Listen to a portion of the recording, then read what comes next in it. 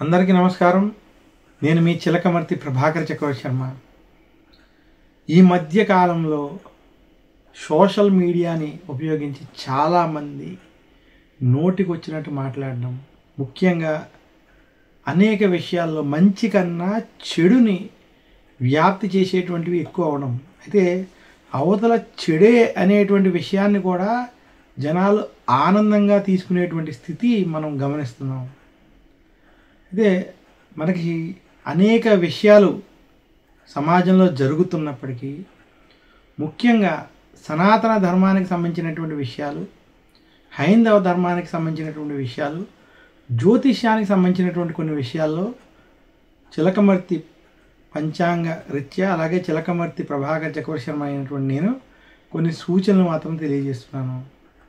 జ్యోతిష్ శాస్త్రం అనేది నిజంగా చాలా ఉత్తమమైనటువంటి గొప్ప శాస్త్రం.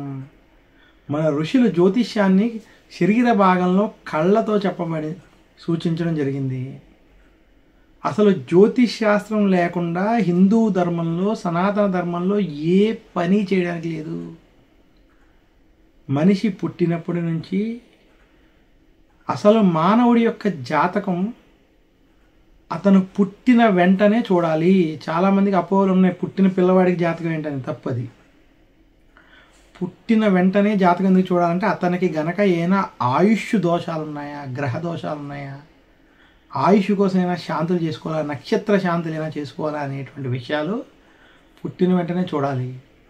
ఆయుష్, నక్షత్ర దోషాలు, అలాగే అతనికి ఉన్నటువంటి వేరే ఏదైనా కుజ దోషం, ఏదైనా ఇతర దోషాలు ఉంటే దానికి సంబంధించిన శాంతులు వంటివి పుట్టిన 21 రోజుల్లోపు చేసుకుంటారు. ఇవన్నీ అక్కడ నుంచి వివాహం, ఉపనయనం, గర్భాధానం, పుంసవనం, శ్రీమంతం, మనకి షోడశ కర్మలు ఏం ఆచరించాలన్నా ప్రతి దానికి జ్యోతిష్యంతో ముడిపడి ఉంది.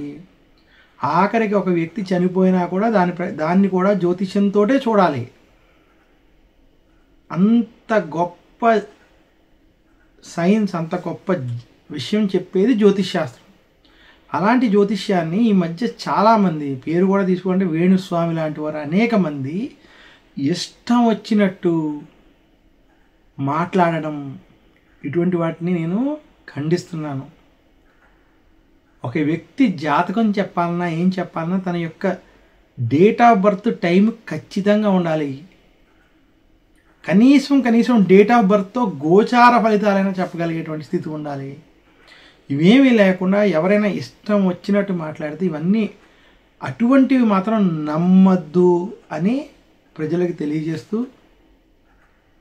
కేవలం మీరు, మనకి చాలామంది జ్యోతిషంలో పండితులు ఉన్నారు. అసలు మనకి మధుర కృష్ణమూర్తి శాస్త్రి గారు లాంటి పండితులు, ఆయన రాష్ట్రపతి అవార్డు గ్రహీత. అటువంటి పండితులు పుట్టినటువంటి తెలుగు నేల ఇది.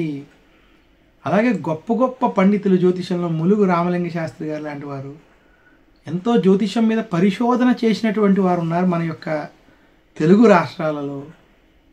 అలాగే పంచాంగాలు రాసే స్థాయిలో ఉన్నటువంటి వాళ్ళు ఉన్నారు. అందువల్ల జ్యోతిషం అనేటువంటి సరైన విషయాన్ని ఎవరు పడితే వాళ్ళు చెప్తుంటే అది వినడం కాకుండా, వారి యొక్క స్థాయి ఏమిటి, వారి యొక్క పరిశోధన ఏమిటి, వారి యొక్క చదువు ఏమిటి అనేటువంటి విషయాలు కూడా కొంచెం గమనించి దాని ప్రకారం ముందుకు వెళ్ళాలి అని ప్రజలందరికీ, ప్రేక్షకులందరికీ నేను తెలియజేస్తున్నాను.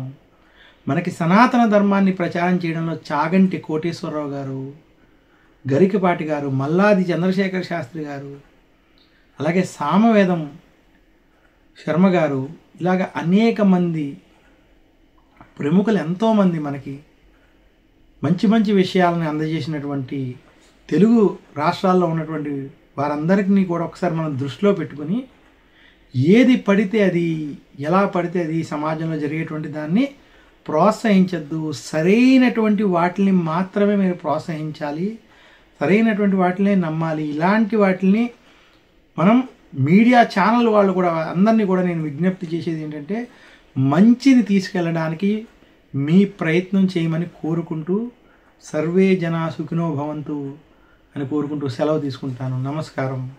మీ చిలకమర్తి ప్రభాకర చక్రవర్తి శర్మ.